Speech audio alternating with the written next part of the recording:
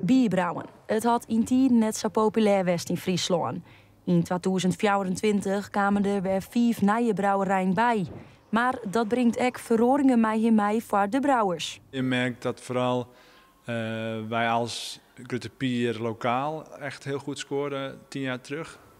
Omdat we eigenlijk bijna de enige waren. En nu is lokaal wat veel kleiner, want ieder dorpje en stadje heeft dus zijn eigen bier. Dus dan is het voor mij weer moeilijker om daar op tap te kunnen komen. En dat er de hele tijd meer brouwerijen komen, dat vindt Filius net gek. Wij kijken heel erg naar Amerika, dat merk je vooral. Dus in Amerika heb je heel veel speciaal bier, brouwerijen en die trend is naar hier gekomen. Maar ik denk ook wel dat hoe het pils smaakt, of eigenlijk niet zo heel veel smaak heeft, maar puur als suipen bijna ervaren wordt, is er natuurlijk ook een enorme behoefte ontstaan om weer lekker bier te gaan drinken. En een van die nieuwe hobbybrouwers is Ajolt Wiersma.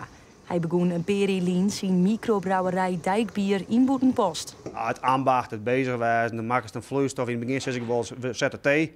Wist niet eens dat het bier wordt, maar dan doe je de gist erop en juist de tier. En dan staat er een goddelijk vocht. Nou, dat is gewoon geweldig. En als dan wist, dit gaan we zelf maken, dan was de grootste trots op. En of de brouwerijen ook in Friesland groeien blowen, daar zijn de meningen over verdeeld. Ik verwacht wel dat het blijft groeien. Ik denk dat mensen steeds minder pils gaan drinken. Tenminste, dat denk ik, maar dat hoop ik ook vooral. Dus daar zie ik nog wel wat in. Maar ik denk dat de kwaliteit van de bier ook goed moet zijn. En als we dat met z'n allen doen, dat we dan heel ver komen. En dat we dan ook al die randstedelijke pilsbrouwers misschien wat minder zien. Ik denk dat mensen echt wel een beetje erop komen, in die zin in een aantal brouwers. Want in het begin, iedereen begint uit de vorm van een passie. Maar uiteindelijk zullen ze net dat ze de nieuwe Freddy Heineken weer op dergelijke manier. Het is best wel het werkje op een gegeven moment. En dan zie ik wel dat het misschien het leuke was, dat vind ik wel gewoon keihard het werkje wordt.